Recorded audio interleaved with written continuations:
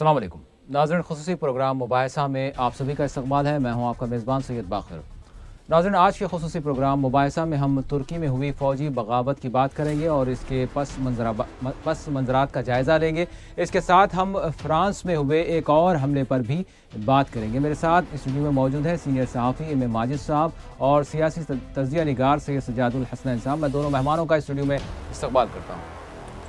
नाज़रीन, स्टूडियो में मौजूद मेहमानों के अलावा फ़ोन लाइन के ज़रिए हैदराबाद से जुड़ेंगे सीनियर सहाफ़ी शजीउल्लाह फ़िरासत साहब और दहली से जुड़ेंगे सीनियर सहाफ़ी वाहिद नसीम साहब। इससे क़ब्ल अहम तफ़सीलात और तुर्की में होने वाले वाक़यात और फ़ौजी बगावत के हवाले से ताज़ा इत्तलात आपको बताते हैं। तुर्की में गुज़िश्ता रोज़ फ़ौज के एक ग्रुप ने इक़्तिदार पर कब्ज़ा करने की कोशिश की, जिसके बाद यहाँ सरकारी TV की नशरियात बंद कर दी गई। बागी फ़ौज ने ऐवान सदर को मुहासरे में ले लिया था। बाद में अवाम ने फ़ौजी बगावत के ख़िलाफ़ सड़कों पर निकल आई और बगावत को नाकाम बना दिया गया।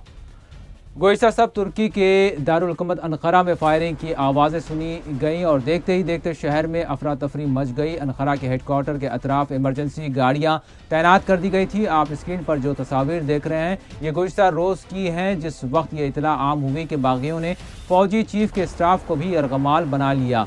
इसी दरमियान तस्दीक की गई कि सदर रजब तैयब अर्दोगान महफूज हैं। ये शुरुआती इतलात थी, बाद में खुलकर बगावत सामने आई। फ़ौजी बगावत की खबरों के साथ साथ वज़ीर आज़म बिन अली यल्दरम का बयान भी सामने आया। वज़ीर आज़म का कहना था कि हालात हुकूमत के कंट्रोल में हैं और फ़ौजी बगावत को नाकाम बना दिया गया है।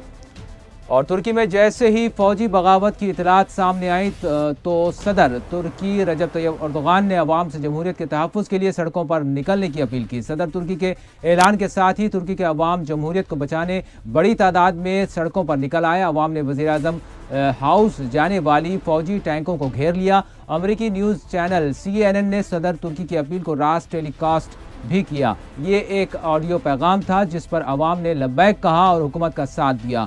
CNN तुर्क को टेलीफोन पर एक बयान देते हुए तुर्क सदर अर्दोगान ने कहा कि वो तुर्की के सदर की हैसियत से बरकरार हैं और दारुल हुकूमत अनक़रा के बाद जल्द ही तुर्की के दूसरे बड़े शहर इस्तांबुल में सड़कों पर फ़ौजी टैंकर्स नज़र आए। एक टैंक इस्तांबुल के अतातुर्क एयरपोर्ट के बाहर भी देखा गया, जिसके बाद बॉस्फोरस ब्रिज पर ट्रैफिक जाम रहा। फ़ौज ने इक़्तिदार पर कब्ज़े का दावा किया। फिर सदर रजब तैयब अर्दोगान ने कहा कि जल्द ही हालात पर काबू पा लिया जाएगा। एयरपोर्ट बंद कर दिए गए, इंटरनेट और सोशल मीडिया पर पाबंदी लगा दी गई थी। बागियों ने शहर के अहम 2 बड़े ब्रिजों पर कब्जा करते हुए नाकाबंदी कर दी थी। इस दरमियान बागियों की जानिब से फ्रांस ट्रक हमले के मुतासरीन के साथ इजहार हमदर्दी में भी सुर्ख, नीलगों और सफ़ेद रंग के परचम भी लहरा दिए गए थे।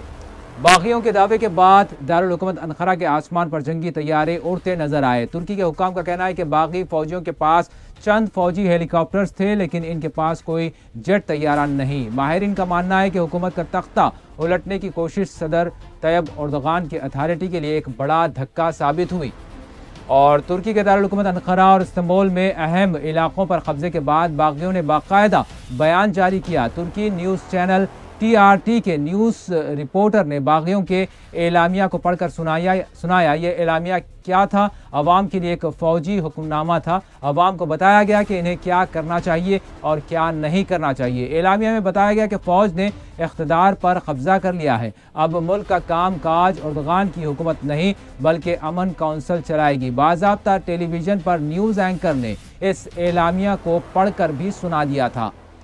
और तुर्की के अहम 2 शहरों की सड़कों पर फ़ौज आ गई थी तो उस वक्त सबसे पहले तुर्की के वज़ीर आज़म का बयान सामने आया। तुर्की वज़ीर आज़म बिन अली यल्दरम ने अवाम से सड़कों पर निकल आने की अपील की थी। इनका कहना था कि बगावत पर जल्द ही कंट्रोल कर लिया जाएगा। इस दरमियान तुर्क वज़ारत ख़ारजा की जानिब से जारी बयान में कहा गया कि हुकूमत का तख्ता उलटने की कोशिश फ़ौज के अंदर मौजूद एक ग्रुप ने की।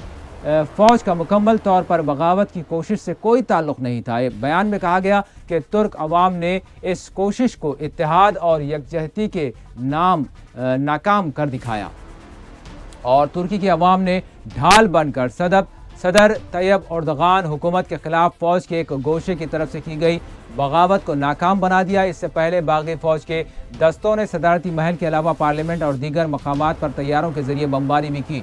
बागी दस्तों की बगावत की कोशिश के दौरान की गई बमबारी और धमाकों में 90 अफराद के हलाक होने की इतला ملی تھی۔ بتایا گیا کہ باغی فوجیوں نے دارالحکومت انقرہ میں اسپیشل فورسز کے ہیڈ کوارٹر پر بھی حملہ کیا۔ پروسیکیوٹر کے دفتر پر کیے گئے حملے میں 17 پولیس ملازمین جاں بحق ہو گئے۔ استنبول اور دارالحکومت انقرہ کے علاوہ دیگر مقامات پر وحشیانہ بمباری کی گئی۔ صدارتی محل کے قریب ہوئے 2 بم دھماکوں میں 5 افراد جاں بحق ہو گئے۔ فوج کے بعض دستوں کی طرف سے بغاوت کی کوشش کے بعد صدر طیب اردغان اور وزیر اعظم بن علی یلدرم نے عوام سے سڑکوں پر نکل کر بغاوت کو ناکام بنانے کی اپیل کی تھی۔ صدر کی اپیل کے بعد ہزاروں شہری سڑکوں پر اتر آئے۔ کئی مقامات پر سڑکوں پر موجود باغی فوجیوں کو گھیر کر انہیں زد و کوب کیا گیا۔ باغی فوجی ٹینکس اور دیگر سامان چھوڑ کر بھاگتے ہوئے دیکھے گئے۔ انقرہ اور استنبول میں پولیس اور فوج کے درمیان جھڑپیں بھی ہوئی۔ ترکی کے وزیر انصاف کے مطابق بغاوت کی کوشش میں ملوث سینکڑوں فوجیوں اور دیگر افراد کو گرفتار کر لیا گیا ہے۔ ترک پولیس نے عوام کی مدد سے بھی درجنوں باغی فوجیوں کو بھی گرفتار کر لیا۔ پولیس ہیڈ کوارٹر میں داخل ہونے والے باغی بھی گرفتار کر لیے گئے۔ بعض باغیوں نے پولیس کے سامنے ہتھیار ڈال دیے۔ انقرہ اور استنبول کی سڑکوں پر عوام اور باغی فوجیوں کے درمیان ہوئی جھڑپیں جنگ کا منظر پیش کر رہی تھیں۔ کئی مقامات پر عوام کو ٹینکوں کے سامنے لیٹے ہوئے دیکھا گیا اور ٹینکوں سے باغی فوجیوں کو نکال کر انہیں زد و کوب کیا گیا۔ ٹینکوں کی پیش قدمی روک دی گئی۔ باغی فوجیوں کی طرف سے بغاوت کی کوشش کے خلاف مزاحمت کرنے والے عوام پر گولیاں بھی برسائی گئیں۔ ترکی کی عوام نے جمہوری حکومت کی بے دخلی کی کوشش کو ناکام بناتے ہوئے عزم و ہمت کی ایک نئی تاریخ رقم کی۔ بتایا گیا ہے کہ اس سے پہلے صدر طیب اردغان نے موبائل فون کے ذریعے عوام سے خطاب کیا تھا اور جمہوریت کو بچانے کے لیے سڑکوں پر نکل آنے کی اپیل کی تھی۔ صدر اردغان کی اس اپیل کے ساتھ ہی ہزاروں افراد سڑکوں پر نکل آئے۔ کچھ ہی دیر میں دارالحکومت انقرہ کی سڑکیں عوام سے بھر گئیں۔ عوامی احتجاج اور مزاحمت کے بعد باغی فوجیوں کو ہتھیار ڈالنے پر مجبور ہونا پڑا۔ خیال رہے کہ 21ویں صدی میں نہتے عوام نے دنیا کو یہ بتایا ہے کہ وہ جمہوریت پر یقین رکھتے ہیں۔ جابرانہ طریقوں سے ان کے حقوق کو ختم نہیں کیا جا سکتا۔ ملک کے کئی قومی نشریاتی اداروں پر پابندی عائد کر دی گئی تھی، لیکن آہستہ آہستہ حالات معمول پر آنے کی خبریں مل رہی ہیں۔ ابھی تک یہ پتہ نہیں چل پایا ہے کہ بغاوت کی اس کوشش کا اصل ذمہ دار کون ہے۔ دوسری طرف فوج کے ہیڈ کوارٹر پر اردغان حکومت کی فوج نے دوبارہ کنٹرول حاصل کر لیا ہے۔ فوج کے سربراہ کو جنہیں یرغمال بنائے جانے کی اطلاع ملی تھی انہیں بھی آزاد کرا لیا گیا ہے۔ فوج کے جنرل کو محفوظ مقام پر منتقل کر دیا گیا۔ اس دوران ترک فوج کے سینئر عہدیدار امید زندار کو فوجی معاملات کی دیکھ بھال سونپ دی گئی ہے۔ ترک صدر نے واضح کر دیا ہے کہ فوج میں موجود باقی عناصر کا فوری خاتمہ کر دیا جائے گا۔ اور ترکی میں فوجی گروپ کی جانب سے لڑائی جاری ہے۔ ترکی کی حکومت نے فوجی بغاوت کو ناکام بنانے کا دعویٰ کیا تھا۔ نیم فوجی دستوں کے ہیڈ کوارٹر میں ہونے والی جھڑپوں میں مرنے والوں کی تعداد 90 بتائی جا رہی ہے۔ مہلوکین میں باغی فوجی بھی شامل ہیں، جبکہ 250 افراد کو حراست میں لیا گیا ہے۔ ترکی کی مسلح افواج کے 754 فوجیوں کو حکومت کا تختہ الٹنے کی کوشش میں حراست میں لیا جا چکا ہے۔ اسی طرح 5 جنرلز اور 29 کرنلز کو عہدے سے ہٹا دیا گیا ہے۔ اس درمیان دارالحکومت میں باغیوں کے کمانڈرز کی گرفتاریاں عمل میں لائی گئی ہیں۔ ذرائع کے مطابق اب تک 1563 فوجیوں کو گرفتار کر لیا گیا۔ فوج کرفیو اب بھی نافذ ہے، لیکن اس پر سختی سے عمل آوری نہیں کی جا رہی ہے۔ لوگ باہر نکلنا شروع ہو گئے ہیں اور دکانیں بھی کھلنا شروع ہو گئی ہیں۔ چند گاڑیاں اور ٹیکسیاں سڑکوں پر نظر آ رہی ہیں۔ اور آپ دوسری تصویروں میں آپ ملاحظہ کر سکتے ہیں ترکی کے دارالحکومت انقرہ میں واقع پارلیمنٹ کی عمارت کے اندرونی حصے کو نقصان پہنچا ہے۔ ایک ویڈیو میں پارلیمنٹ کی عمارت کو پہنچے نقصان کو دیکھا جا سکتا ہے۔ بتایا جاتا ہے کہ پارلیمنٹ کے نزدیک ایک ٹینک نے فائرنگ شروع کر دی تھی۔ یہ اطلاع ایک عینی شاہد نے دی۔ اس غیر معمولی صورتحال پر انقرہ میں پارلیمنٹ کا ہنگامی اجلاس طلب کیا گیا۔ اس درمیان ترک فوجی جنرل کے سٹاف پریس آفس سے ای میل بیان جاری کیا گیا۔ اس بیان میں بتایا گیا ہے کہ رات کو جس فوجی گروپ نے حکومت کا تختہ پلٹنے کی کوشش کی تھی وہ اب بھی اپنی مخالفین سے مستقل لڑائی لڑ رہے ہیں۔ ادھر مارمریز کے ٹاؤن میں واقع ہوٹل کے پاس جھڑپوں میں 2 پولیس اہلکاروں کو ہلاک کر دیا گیا۔ یہ وہی ہوٹل ہے جس میں صدر طیب اردغان چھٹیاں منا رہے تھے۔ بتایا جاتا ہے کہ باغی فوجیوں نے صدر اردغان کے ہوٹل سے جانے کے بعد حملہ کر دیا اور ان حملوں میں 2 پولیس اہلکار ہلاک ہو گئے۔ ترکی کے شہر استنبول میں واقع بوسفورس برج پر ہجوم کو منتشر کرنے کے لیے آج واٹر کینن کا استعمال کیا گیا۔ اس سے پہلے صدر رجب طیب اردغان کی اپیل پر ہزاروں حامی بغاوت کے خلاف سڑکوں پر نکل آئے تھے۔ ہجوم کو دیکھتے ہوئے باغی فوج ٹینکس چھوڑ کر فرار ہونے پر مجبور دیکھی گئی۔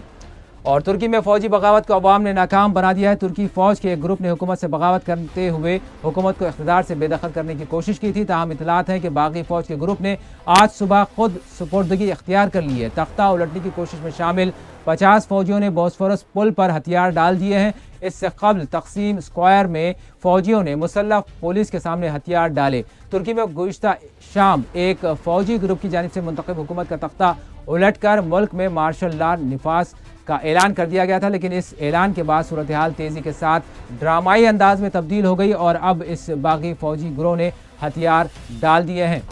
اور ترک صدر رجب طیب اردوغان نے آج صبح قوم سے خطاب کیا۔ صدر رجب طیب اردوغان نے کہا کہ فوج کے ایک چھوٹے سے گروہ کی طرف سے بغاوت کی سازش کو عوام نے ناکام بنا دیا ہے۔ ان کا کہنا تھا کہ فوج میں شامل غداروں کو سخت سزا دی جائے گی۔ اردوغان کا کہنا تھا کہ وہ اپنے عوام کو چھوڑ کر کہیں نہیں جائیں گے۔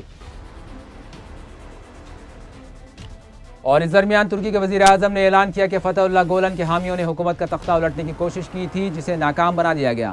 بن علی یلدرم کا یہ بیان سرکاری ٹی وی پر نشر ہوا۔ اور ادھر ترکی کے رہنما فتح اللہ گولن نے حکومت کا تختہ الٹنے کے الزامات کی تردید کی ہے۔ فتح اللہ گولن اس وقت امریکہ میں جلا وطنی کی زندگی گزار رہے ہیں۔ انہوں نے بغاوت کی سازش کی مذمت بھی کی ہے۔ ان کا کہنا تھا 5 دہائیوں سے جو شخص خود فوجی بغاوتوں میں متاثر ہوا، اس کے لیے یہ بہت بے عزتی کی بات ہے کہ اس پر فوجی بغاوت کی کوشش کا الزام لگایا جائے۔ اور اسی درمیان عالمی برادری نے ترکی میں فوجی بغاوت کی کوششوں کی سخت الفاظ میں مذمت کی ہے۔ امریکہ اور روس نے ترکی میں استحکام کی توقعات کا اظہار کیا ہے۔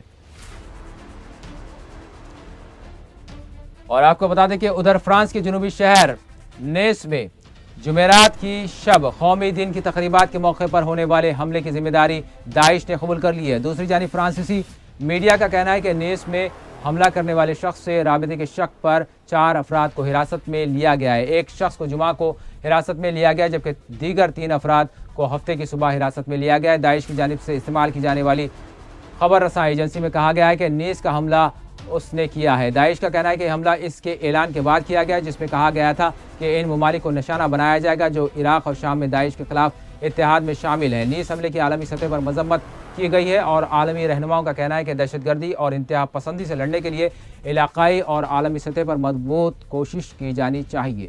آپ کو بتا دیں کہ نیس میں ہونے والے حملے میں ہلاک ہونے والوں میں فرانس کے علاوہ دیگر ممالک سے تعلق رکھنے والے افراد بھی شامل ہیں۔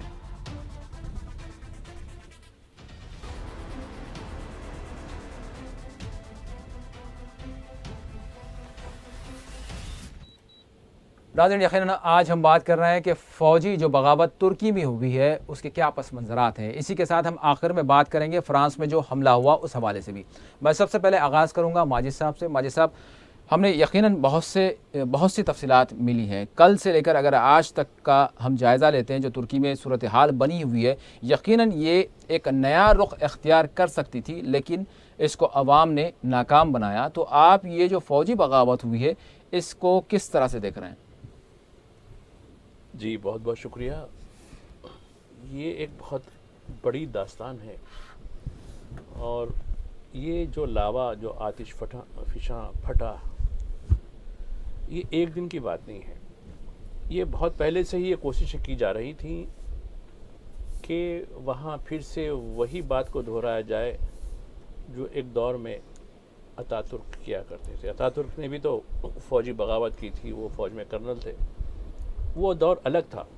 لیکن اب دیکھیے، جہاں تک گزشتہ 1 دہائی کی بات ہے، ترکی ایک نئے سمت آگے بڑھ رہا ہے اور اس کو ترکی کے اس موجودہ سفر کو توڑنے کے لیے یعنی عوامی سطح پر بھی کوششیں کی گئیں۔ اب آپ دیکھیے، گزشتہ سال 2 الیکشن ہوئے۔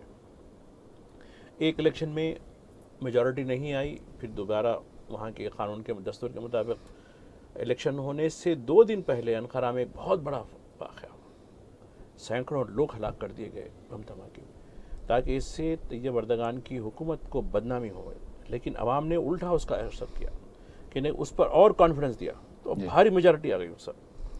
تو جمہوری طور پر طیب اردگان کی حکومت کو کمزور کرنے کی کوشش کی گئی تھی، وہ کوشش ناکام ہوئی۔ اور اس کے بعد اب جو ہوئی کوشش، میں سمجھتا ہوں کہ اس میں وہ طاقتیں شامل ہیں جو ترکی بلکہ عالم اسلام کو کمزور کرنا چاہتے ہیں۔ میں ایلدرم کے اس بیان سے اتفاق نہیں کروں گا کہ فتح اللہ گولن اس میں شامل ہوں گے، اس لیے کہ فتح اللہ گولن کا جو لڑائی ہے وہ سیاسی لڑائی ہے، وہ فوجی بغاوت گو کہ وہ اثر ضرور رکھتے ہیں، نہ صرف فوجیوں پر بلکہ عوام کے بڑے طبقے پر اثر رکھتے ہیں وہ. اور ایک دور میں طیب اردگان اور فتح اللہ یہ دونوں ایک ہی اسکول آف تھاٹ کے لوگ ہیں، سیاسی اسکول آف تھاٹ کے. جی. تو یہ خیر ان میں اختلافات کی وجہ کچھ اور ہے، اور یقیناً ایک کشمکش بھی ہے ان کے درمیان میں، لیکن میں نہیں سمجھتا کہ فتح اللہ گولن نے اتنا بڑا کام کیا ہوگا کہ وہاں ایک بڑی ایک مملکت کو دہلانے کی بات کی گئی تھی.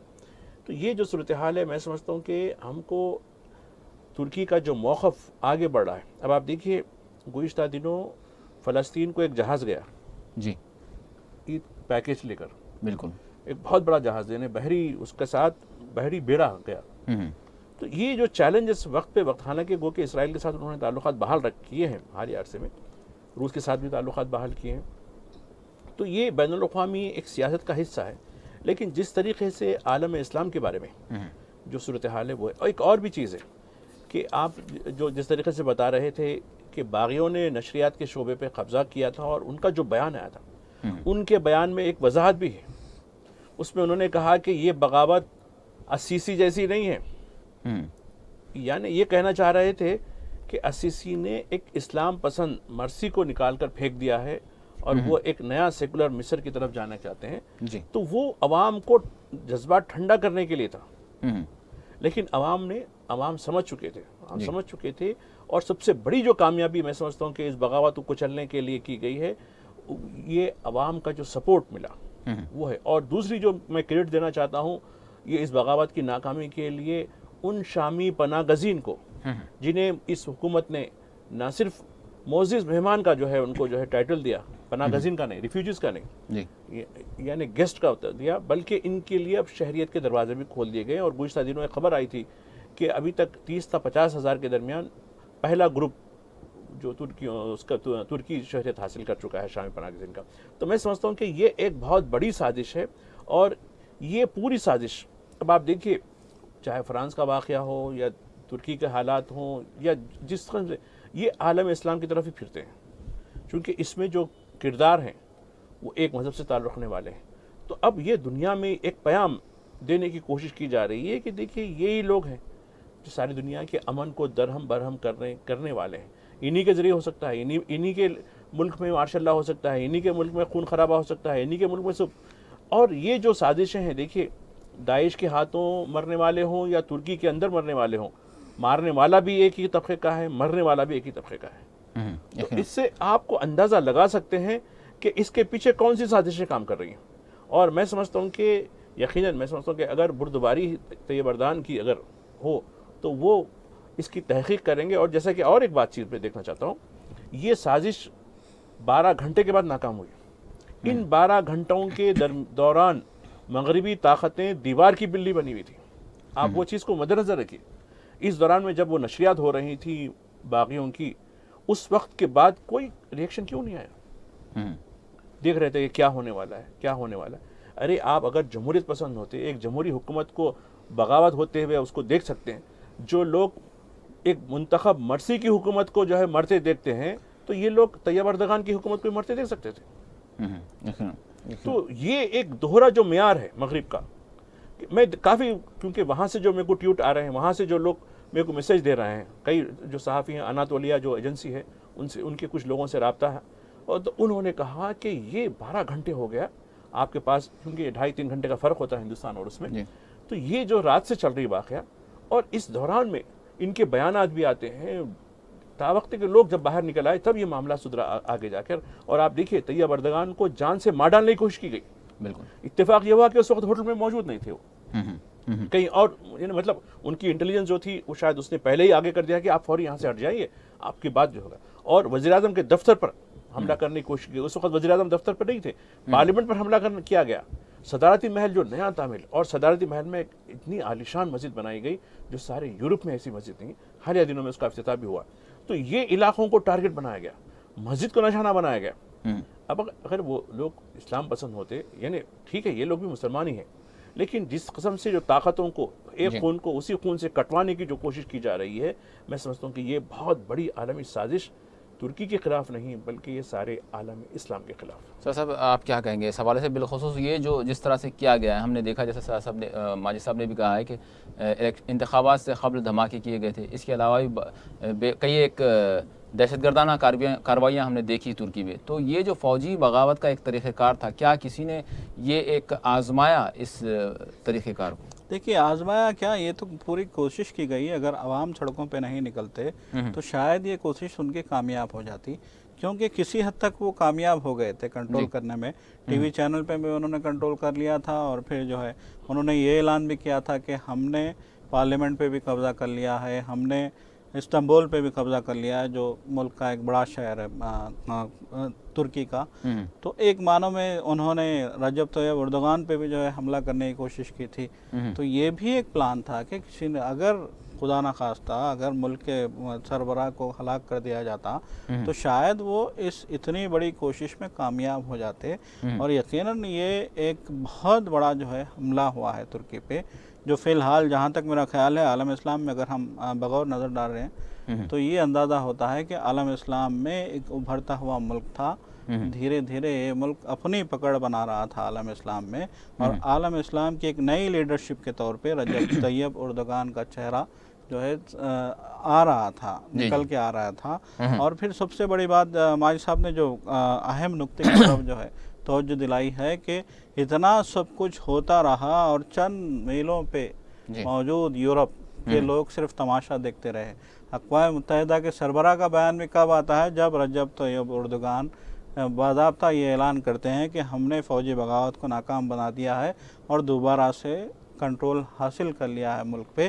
تو اس بیان کے آنے کے بعد اقوام متحدہ کے سربراہ کا بھی بیان آتا ہے، امریکہ کے خارجہ سیکریٹری جان کیری کا بھی بیان آتا ہے، فرانس کے صدر کا بھی بیان آتا ہے۔ اب دھیرے دھیرے اب یورپ کے لوگوں کے بیان آ رہے ہیں، جبکہ یہی یورپ جب حالات بہت خراب ہوئے تھے، جب پناہ گزینوں کا جو ہے ایک سمندر تھا جو یورپ کی طرف رواں دواں تھا، تو اسی ترکی سے وہ ریکویسٹ کرتے نظر آ رہے تھے، اسی ترکی سے وہ عرضی کرتے نظر آ رہے تھے کہ آپ ان کو اپنے یہاں جو ہے پناہ دیں، اور ان کو وہ اپنے مطلب ہے کہ یورپ سے وہ ہٹانا چاہتے تھے ان پناہ گزینوں کو، چاہے وہ شام کے ہوں چاہے وہ لیبیا کے ہوں۔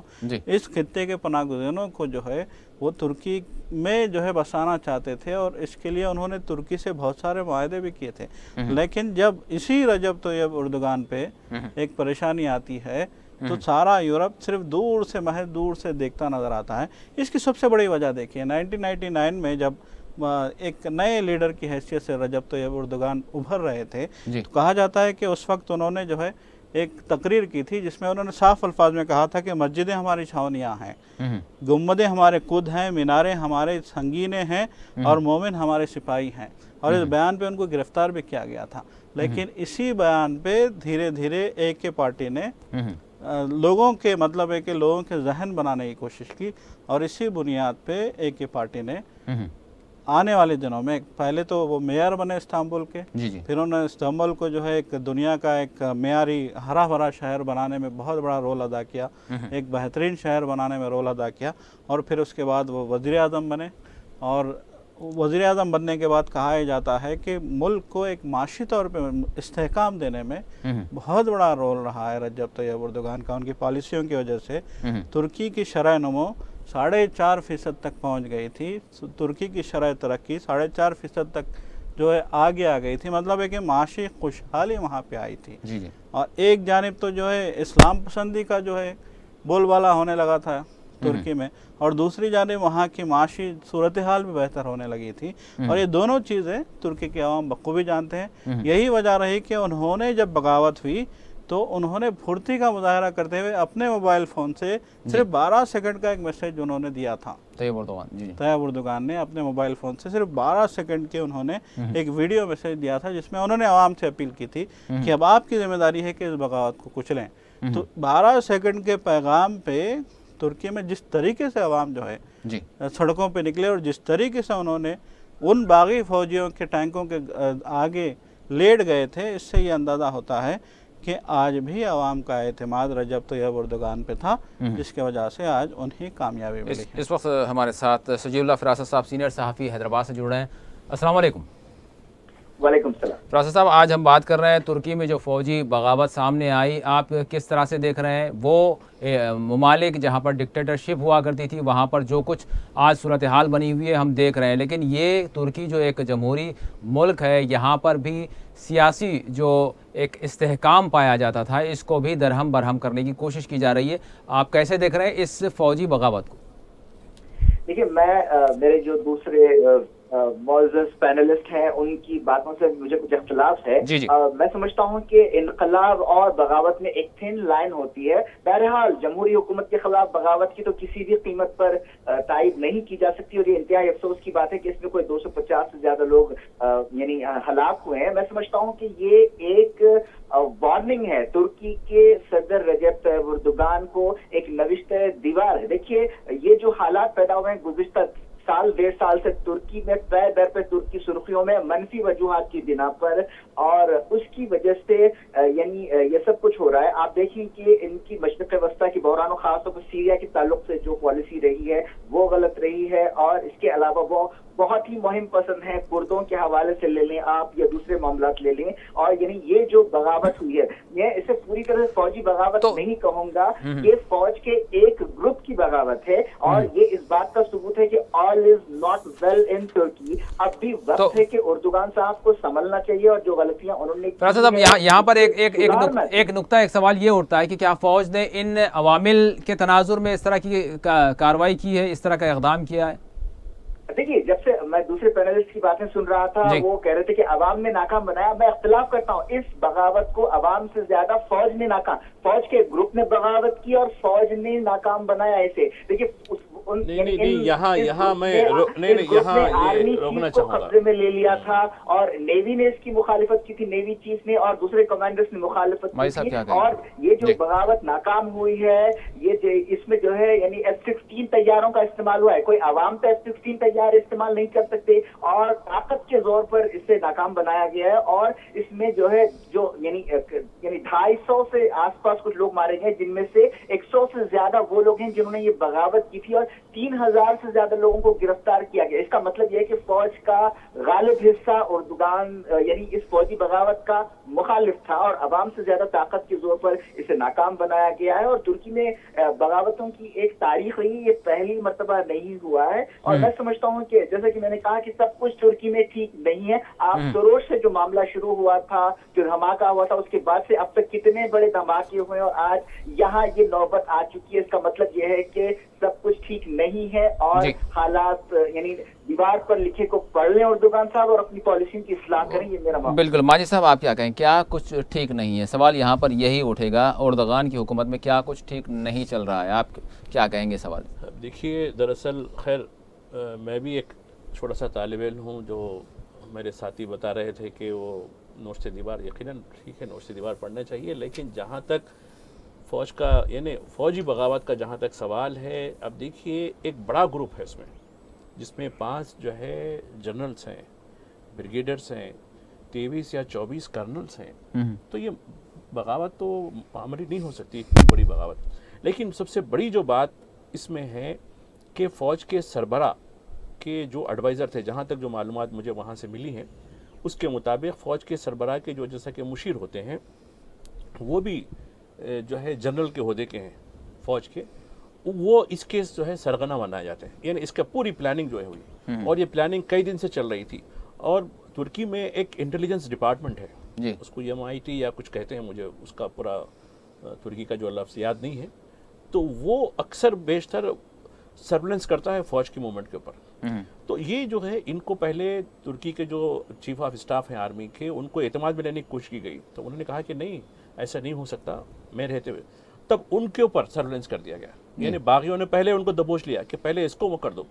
और एक जो चीज़ थी, कम्युनिकेशन की बात थी। अब आप देखिए कि कई नाकामियाँ हुई, बगावत उतनी प्लानिंग से नहीं हुई जितनी प्लानिंग करनी चाहिए थी। और रही बात फ़ज़ाइया का जो मामला है, अब आप देखिए जो बगावतें होती हैं वो महज अहम इंस्टॉलेशंस के ऊपर की जाती हैं जी, जैसे कि कोई बड़े जंगी तैयारे वगैरह रही है। और रही बात फ़ज़ाइया का जो मामला था, फ़ज़ाइया के जो डिप्टी कमांडर इन चीफ जो वहाँ के जो थे, जो एयर मार्शल थे, उनका जो डिप्टी था, उसने F-16 से उस हेलीकॉप्टर को मार गिराया। اب آپ دیکھیے کافی لڑائی ہوئی ہے، ابھی تو خیر پوری تفصیل تو ہم کو نہیں ملی ہے، لیکن جو خبریں وہاں سے مل کر آ رہے ہیں، چھن کر آ رہی ہیں، اس کے مطابق وہاں ضرور جھڑپیں ہوئی، دونوں میں جھڑپیں ہوئی، جو باغیوں کے دوران باغیوں کا گروپ کہیے یا کہیے، اور ان کے ساتھ شہری علاقوں میں. اب آپ دیکھیے طیب اردگان کی جو مقبولیت ہے دیہی علاقوں میں زیادہ ہے، لیکن یہ علاقے شہری علاقوں میں ان کا بڑا اتنا رول نہیں ہے، لیکن اس کے باوجود جو کمیونیکیشن ہے، چاہے وہ کتنے سیکنڈ کا کمیونیکیشن ہو یا 1 منٹ سے کم والا کمیونیکیشن ہو، اس نے بڑا کام کیا. اگر یہ جیسا کہ یورپ اور عائشہ کو ملانے والا بافرس جو آپ پل بتا رہے تھے، اس پل کے پاس دیکھیے 2 ٹینک ہیں وہاں. ایک ٹینک کو آپ نے بتایا کہ کیسے لوگ وہاں آگے ٹھہر گئے. اگر لوگوں کا اتنا مجموعہ نہیں نکل آتا، حالانکہ کرفیو کا اعلان کر دیا گیا، وہاں کے نشریات سے باغیوں نے کہا کہ کرفیو کا اعلان کر دیا گیا ہے، کوئی باہر نہ نکلیں، ہمارے ساتھ تعاون کریں. انہوں نے خارجہ پالیسی کا بھی اعلان کر دیا، پڑوسیوں کے ساتھ تعلقات کا بھی اعلان کر دیا، اور تمام تفصیلات بتا دیں کہ ہم الگ مصر سے ہٹ کے ہم الگ کام کر رہے ہیں. تو یہ جو چیزیں تھیں وہ پہلے سے ایک منصوبے کے تحت تھیں. اور میں سمجھتا ہوں کہ یہ جو طیب اردگان کی کیا غلطی ہے کیا نہیں ہے، پارلیمنٹ مواخذہ کرے گی، وہ اپنے ملک کے لحاظ سے کریں گے. ہم یہاں بیٹھ کر ان کو کہیں گے کہ بھائی ٹھیک ہے آپ نے یہ غلطی کی، نشاندہی ضرور ہم کر سکتے ہیں، لیکن سدھار تو انہی کو کرنا ہے. تو کہاں غلطی ہوئی؟ اب جیسا کہ فتح اللہ کو ان کے وزیر اعظم نے بلیم کیا ہے، تو خیر وہ ان کا انٹرنل معاملہ ہے، لیکن جس طریقے سے ایک جمہوری منتخب حکومت کو، وہ بھی چند مہینے ہوئے حکومت میں آ کر، اس کو گرانے کی جو کوشش ہے، وہ کوشش تو قابل مذمت ہونی چاہیے، چاہے کوئی گروپ ہو یا اس کا طبقہ ہو. تو میں سمجھتا ہوں کہ یہ ایک بہت بڑی سازش ہے. اور طیب اردگان کی جو کامیابی ہے، ٹھیک ہے ان کی غلطیاں ہوں گی، لیکن ان کی کامیابی ہی کہ انہوں نے یہ بغاوت کو اپنی صدارت میں، اپنی قیادت میں کچل کے رکھ دیا. اس سے بڑی اور کیا کامیابی ہوگی ان کی؟ جی سر صاحب آپ کیا کہیں گے؟ کیا واقعتاً داعش کے حوالے سے یا پھر شام میں جو کچھ صورتحال بنی، یہ اور بات ہے کہ شام کے جتنے مہاجرین تھے آج وہ ترکی میں قیام پذیر ہیں، ان کو جو ہے مکمل پناہ دی گئی ہے، اور بہت بڑی پناہ گزینوں کی بڑی تعداد مکمل ترکی میں آباد ہے. یہ تو ایک ترکی کی جو بھلائیاں تھیں جو اس نے اچھے اقدامات کیے، لیکن اس سے ہٹ کر جو داعش کے حوالے سے ترکی کی حکومت پر الزامات عائد ہوئے ہیں، اور جو ترک باغی جن کو کہا جاتا ہے، کرد باغی جن کو کہا جاتا ہے، ان کے حوالے سے اپنائی جانے والی پالیسیاں، کیا یہ بھی ایک ناراضگی کا عنصر ہے؟ آپ کیا سمجھتے ہیں؟ دیکھیے بات یہ فوجی بغاوت کے حوالے سے، دیکھیے بات یہ نہیں ہے کہ ترکی کی کیا پالیسیاں رہی ہیں اور کردوں کے حوالے سے دیکھیے بھائی فوج نے اگر یہ اقدام کیا ہے تو کچھ تو ناراضگی، کچھ تو پس منظر کچھ تو ہوگا. بالکل دیکھیے بہت بڑی یقیناً، جیسے کہ فراز صاحب نے کہا کہ نوشتہ دیوار پڑھ لینا چاہیے. رجب طیب اردگان کو یقیناً انہیں جو ہے یہ نوشتہ دیوار پڑھ لینا چاہیے کہ کوئی نہ کوئی دشمن ہے، جسے ہم سیدھے الفاظ میں اسلام دشمن کہہ سکتے ہیں، جو ان کی حکومت کو پسند نہیں کرتا ہے اس خطے میں، جو ان کی حکومت کو ختم کرنا چاہتا ہے، ترکی میں اسلام پسندی کو ختم کرنا چاہتا ہے، اور ترکی میں وہی رول لانا چاہتا ہے جو مصطفیٰ کمال اتاترک کے دور میں تھا.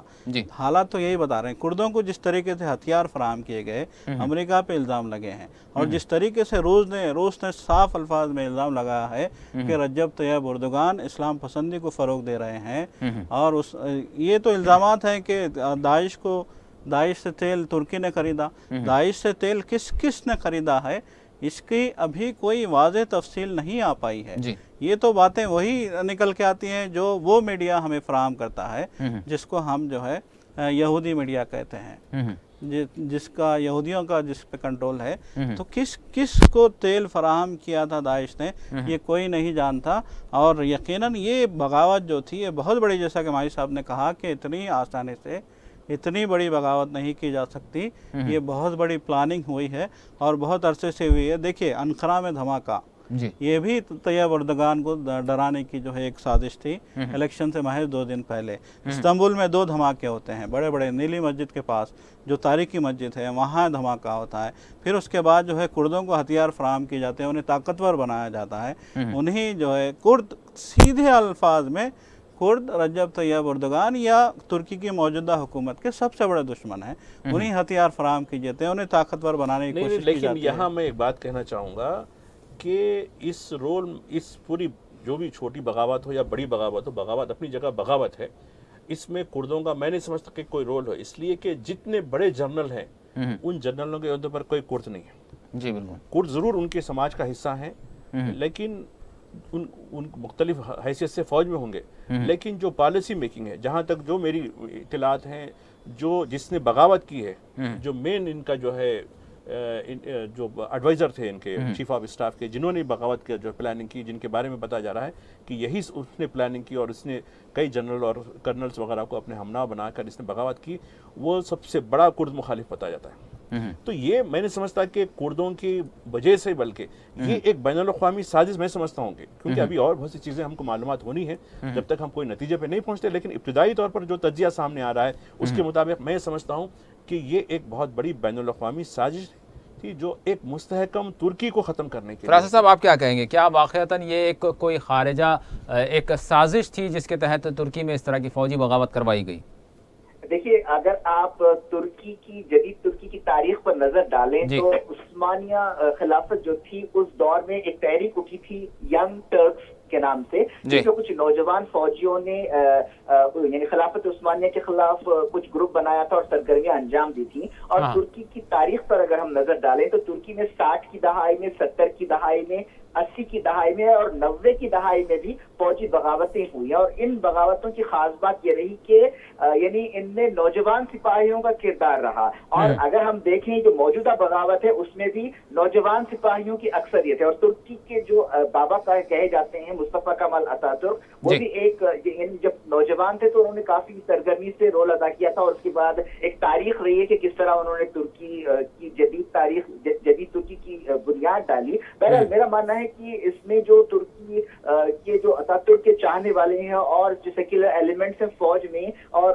یعنی اس وراثت کو آگے بڑھاتے ہوئے ایک داخلی معاملہ، میں اس میں کسی بیرونی سازش وغیرہ کے حوالے سے نہیں دیکھتا۔ اور جیسا کہ ابھی یعنی اردوغان صاحب کے بارے میں آپ لوگ کہہ رہے تھے، میں سمجھتا ہوں کہ اتاتürk کا جب ذکر آگے آئے تو اتاتürk نے جب جدید ترکی کی بنیاد ڈالی اور تمام ہنگاموں پر قابو پا لیا اور اس کے بعد ملک کی تعمیر شروع کی، تو انہوں نے جو خارجہ پالیسی کا جو بنیادی ایلیمنٹ یا موٹو تھا ان کا، وہ یہ تھا کہ پیس ان ترکی and peace in the world. لیکن میں سمجھتا ہوں کہ اردوغان صاحب اسے بالکل الٹ جا رہے ہیں، ان کی پالیسیوں کی وجہ سے نہ ترکی میں امن ہے نہ دنیا میں امن ہے، میں سمجھتا ہوں۔ جی مائی صاحب کیا کہیں گے؟ ہاں دیکھیے، یہاں میں ایک بات کرنا چاہتا ہوں، یقیناً ترکی میں کئی مرتبہ فوجی بغاوتیں ہوئیں، اور کب ہوئی ہیں پوری بغاوتیں، اور جو 90 کے دہے کی تھی وہ اربکان، شاید میں سمجھتا ہوں کہ نام پورا یاد نہیں ہے، اربکان نام تھا۔ ہاں یہ اربکان جو تھا ان کے دور میں ہوئی تھی، اور ان تمام دور میں جو ڈیسیشن میکنگ ہوتی تھی، یعنی اقتدار میں فوج شامل ہوتی تھی۔ لیکن دیکھیے، جو ترمیمات جب یہ وزیر اعظم بنے اور طیب اردگان، انہوں نے دو چیزوں کی بڑی وہ کی، ایک تو عدلیہ کا جو دخل تھا پاور کوریڈور میں، اس کو الگ کر دیا، کہا کہ آپ انصاف رسانی سے آپ کیجئے، آپ کو یہ ہمارے پالیسی کے فیصلوں میں، سیاسی فیصلوں میں دخل اندازی کی گنجائش نہیں ہے۔ اس پر کافی بحث ہوئی، بلکہ ان کی مخالفت میں تو بہت کچھ ہوا، اور عدلیہ کی جانب سے بہت مخالفت کی گئی ان کی، لیکن انہوں نے کسی بھی طریقے سے، اس وقت جو وزیر اعظم تھے، ان کے طاقتور وزیر اعظم تھے، انہوں نے یہ منظور کروا لیا۔ دوسرا جو کام انہوں نے کیا وہ فوج کو سیاست سے الگ کر دیا، ورنہ ابھی تک جو اربگان کی دور تھی، جب تک بھی فوج کا ایک نمائندہ کیبنٹ میٹنگ ہوتا تھا، انہوں نے وہ روایت کو ختم کر دیا کہ نہیں، آپ بیرک میں رہیے، یہاں آنے کی ضرورت نہیں ہے آپ پاور کوریڈور میں۔ تب فوج نے کافی مخالفت کی، اور آپ کو یاد ہوگا کہ انہوں نے اپنی بیوی کو ایک ایسا فنکشن تھا، سرکاری فنکشن تھا، وہ اپنی بیوی کو اسکارف کے ساتھ لے کے گئے۔ جو پہلی مرتبہ جو منظر عام پر ان کی بیوی جب آئی، اسکارف پر آئی، تو آرمی کا جنرل وہاں سے اٹھ کے چلے گیا، کہا کہ یہ پروٹوکول کے خلاف ہے، عورت کھلے بال آنا چاہیے۔ اس کے بعد سے جو تنازع، تو میں سمجھتا ہوں کہ فوج میں لوگ ہیں کہ وہ اقتدار کی چاہ لگی ہوئی ہے۔ جی سر صاحب، آپ کیا کہیں گے؟ کیا اسلام پسندی اور آزادانہ جو خیالات رکھتے ہیں، اس کا ایک ٹکراؤ ہم دیکھ رہے ہیں ترکی میں؟ بالکل ہو رہا ہے ٹکراؤ۔ دیکھیے 2011 میں بھی جو ہے اس طرح کی صورتحال پیدا ہوئی تھی، اور اس صورتحال کے بعد رجب طیب اردگان جب وزیر اعظم ہوا کرتے تھے، انہوں نے 200 فوجی افسروں کو جو ہے سزا دی تھی، انہیں قید خانوں میں ڈال دیا گیا تھا مختلف معاملات میں۔ تو اس وقت تینوں فوج کے تینوں سربراہوں نے احتجاجاً استعفیٰ دیا تھا، بری سربراہ نے بھی، بحری سربراہ نے بھی، اور فضائی سربراہ نے بھی، تینوں شعبوں کے سربراہوں نے ایک ساتھ استعفیٰ دیا تھا رجب طیب اردگان کے اس اقدام پہ۔ تو یقیناً وہاں پہ جو ہے قدامت پسندوں اور جو ماڈریٹس ہیں ان کے بیچ میں جو ہے ٹکراؤ کا ماحول ہے جو آج تک بھی جاری ہے، جس کی جہاں تک میرا خیال ہے جس کی ایک بنیادی وجہ یہی ہے کہ دیکھیں ترکی ایک دور سے دو بڑے دور ترکی میں گزرے ہیں. ایک خلافت عثمانیہ جسے ہم فراموش نہیں کر سکتے، جسے ایک سنہرا دور کہا جاتا ہے. پھر اس کے بعد مصطفیٰ کمال اتاتürk کا دور آتا ہے جس کو ماڈرن ترکی کی حیثیت سے جو ہے دنیا دیکھتی ہے. تو یہ دو دور بھی ترکی میں بہت ہی جو ہے تاریخ ساز دور رہے ہیں، اور ان دو دوروں کے جو سلسلہ ہے وہ آج تک چل رہا ہے. مطلب ہے کہ اس ذہن کے لوگوں میں خاص طور پہ رجب طیب اردوغان کے حوالے سے اگر آپ کہیں تو ان کے حوالے سے یہ کہا جاتا ہے کہ ان کا اثر استنبول یا انقرہ سے کہیں زیادہ ان اناطولیہ میں ہے، جو ایک ایسا علاقہ ہے جہاں قدامت پسند یا اسلام پسندوں کی بہت بڑی تعداد بستی ہے. اور جیسا کہ مائی صاحب نے بھی صاف الفاظ میں کہا کہ وہاں کے چھوٹے شہروں میں جو لوگ ہیں وہ اسلام پسند ہیں، اور بڑے شہروں میں جو لوگ ہیں وہ ہمیشہ سے ہی یورپ کی طرف ان کا جھکاؤ تھا، اور ان کی کوشش یہ رہی تھی کہ ہم کسی نہ کسی طریقے سے یورپی یونین کا حصہ بن جائیں. اور مصطفیٰ کمال اتاتürk نے جس طرح کے سخت اقدامات کیے تھے اس کا بھی بنیادی مقصد یہی تھا کہ ہم یورپی یونین کا حصہ بن جائیں، لیکن یورپ نے ترکی کو کبھی بھی اپنا حصہ نہ تصور کیا نہ بنایا. جی فراست صاحب، ایک منٹ میں آپ سے جواب چاہوں گا. اسی دوران میں 2 دن میں اگر ہم دیکھتے ہیں تو جو صورتحال ہوئی ہے، جس طرح سے ترکی کی ہم نے بات کی، فرانس کی بات کرتے ہیں، فرانس کے نئے شہر میں جس طرح سے ایک حملہ ہوا ہے، آپ اس کو کس طرح سے دیکھ رہے ہیں؟ کیا فرانس کو بار بار جو نشانہ بنایا جا رہا ہے، کیا پس منظرات ہو سکتے ہیں؟ دیکھیے، چاہے ترکی ہو یا فرانس، جو بھی دہشت گردی سے متاثر ملک ہیں، یہ ان لوگوں کی جو پالیسیاں رہی ہیں، مثال کے طور پر ان لوگوں نے خطے میں بعض حکومتوں کو یعنی نقصان پہنچانے کے لیے ملیٹنٹ گروپس بنائے اور ایک آلے کی حیثیت سے دہشت گردی کو فروغ دیا، اور اپنے پاس جو ایسے یعنی ایسی ریڈیکلائز کیا لوگوں کو اور ان لوگوں کو وہاں پر بھیجا دوسروں کو نقصان پہنچانے کے لیے.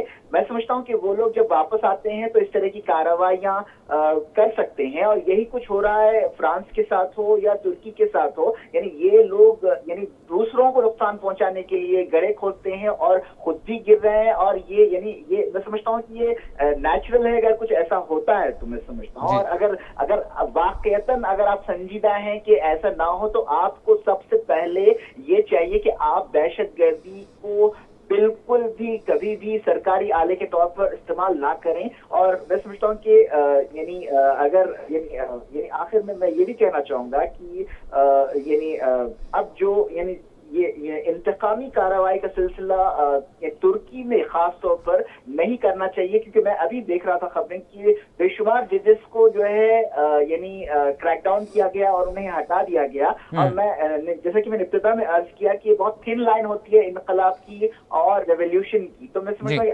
اگر یعنی اسے صحیح ڈیل نہیں کیا گیا حالات سے تو یعنی حالات ترکی میں بھی اور خراب ہوں گے اور فرانس میں بھی خراب ہوں گے. مغربی ممالک کو مزید خمیازہ بھگتنا پڑ سکتا ہے. جی مائی صاحب، آخری میں آپ سے بس 1 منٹ میں جواب چاہوں گا. کیا کہیں گے آپ، ترکی ہو یا پھر عرب خطہ ہو یا پھر یورپ کی بات ہو، بالخصوص یہ جو واقعات ہو رہے ہیں جیسے فرانس کی، میں آپ سے فرانس کے حوالے سے پوچھنا چاہوں گا کہ یہ جو پھر سے ایک حملہ ہوا ہے تو اس کا نقصان اگر ہوگا تو کس کو ہوگا؟ یہ جو جس طرح سے واقعات ہو رہے ہیں تو پھر اس پر زمین کس کی تنگ ہوگی؟ نہیں دیکھیے، جہاں زمین تو خیر ہمیشہ، اگر بالخصوص ہم فرانس کی بات کریں کیونکہ ہم ترکی کی ہم نے بات کی، میں چاہوں گا کہ فرانس میں جو حملہ ہوا ہے یہ فرانس کا حملہ کیا پیغام دے رہا ہے، اس کا کیا پس منظر ہو سکتا ہے؟ کہ ہر ایکشن کا ایک ری ایکشن ہوتا ہے. جی، یہی پیغام ہے کہ جیسا خود فراز صاحب کہہ رہے تھے، جیسا بوئیں گے ویسا پائیں گے. تو میں سمجھتا ہوں کہ تمام ممالک کو، چاہے ترکی ہو، فرانس ہو، یا جو بھی دہشت گردی کو جھول رہے ہیں، ان کو سوچنے کی ضرورت ہے کہ ان کی ہی پالیسیوں کی وجہ سے آج یہ دن دیکھنے پڑ رہے ہیں. فرانس میں یقیناً بدترین جو ہے واقعہ ہوا، اس کی جتنی چاہے مذمت کی جائے کم ہے. لیکن ہم پلٹ کے جب دیکھتے ہیں کہ شام کے کتنے لوگ سمندر کی نظر ہو رہے ہیں، صحرا کی نظر ہو رہے ہیں، کتنے بچے بلک بلک کر مر رہے ہیں، کیا ہم ان کی مذمت کے لیے اتنا ہی ہمارے پاس شدت کے ساتھ جذبات ہیں؟ ہمارے عراق میں کتنے لوگ ہر دن مر رہے ہیں، ایک دن میں کتنے لوگ مر رہے ہیں، کیا ہمارا میڈیا اور ہم اس کو اتنی ہی شدت کے ساتھ اس کی مخالفت کر رہے ہیں؟ تو یہ جو عوامل ہیں، عمل در عمل، یہی اس کا جو ہے اس کی وجہ ہے. جب تک یہ تشدد کوئی مسئلے کا حل نہیں ہو سکتا. جی تو ایک اچھی پرامن دنیا کو بنانے کے لیے پہلے ہم اپنے ذہن کو صاف کرنے کی ضرورت ہے. یعنی تعصب والے ذہن کے ذریعے، انتقامی ذہن کے ذریعے کوئی کام ہم آگے نہیں بڑھ سکتے. اور میں سمجھتا ہوں کہ یہ ایک بہت بڑا سبق ہے ساری دنیا کے لیے، چاہے وہ فرانس کا واقعہ ہو یا ترکی کا واقعہ ہو. تشدد کا جو کھیل کھیلا گیا اسی کھیل کے تحت اس کو بھی جو ہے انوالو ہونا پڑتا اور خود اپنی جان گنوانی پڑتی ہے. لیکن ان تمام واقعات میں جو پیسے جا رہے ہیں وہ عام انسان پیسا جا رہا ہے، جس سے اسے کوئی لینا دینا نہیں ان پالیسیوں سے. تو میں سمجھتا ہوں کہ کم از کم انسانیت کی بقا کے لیے اب یہ جو خون کا کھیل ہے اس کو روکا جائے. بہت بہت شکریہ ماجد صاحب، سجاد صاحب اور شجیع اللہ فراست صاحب. میں تینوں مہمانوں کا شکریہ ادا کرتا ہوں. یقیناً ناظرین، جس طرح سے ہم نے ترکی کی بات کی، ترکی میں ایک بڑی تبدیلی رونما ہونے والی تھی. یقیناً جس طرح سے وہاں فوجی بغاوت ہوئی تو کچھ عجب نہ تھا کہ یہاں پر ایک نیا سیاسی ایک تبدل سامنے آتا اور پھر ترکی بھی ایک عدم سیاسی استحکام کی نظر ہو جاتا. لیکن اللہ نے کرم کیا اور کچھ ایسا ہوا کہ یہاں کی بگڑتی صورتحال اور یہاں کا بگڑتا نقشہ استحکام کو پہنچا اور اس کو بچا لیا گیا. اسی طرح سے ہم نے بات کی فرانس کے حوالے سے بھی. فرانس میں جو حملہ ہوا یقیناً مذمت کے قابل ہے، لیکن مغربی دنیا کو یہ دیکھنا ہوگا کہ کہاں کوتاہی ہو رہی ہے، کہاں کمی ہو رہی ہے اور دہشت گردی کا کس طرح سے اس کا دفاع کیا جانا چاہیے اور اس کو تعصب سے ہٹ کر اس کا دفاع کرنے کے لیے اقدامات کی آج ضرورت ہے. اسی کے ساتھ ہمارا خصوصی پروگرام مباحثہ اختتام کو پہنچتا ہے. اللہ حافظ.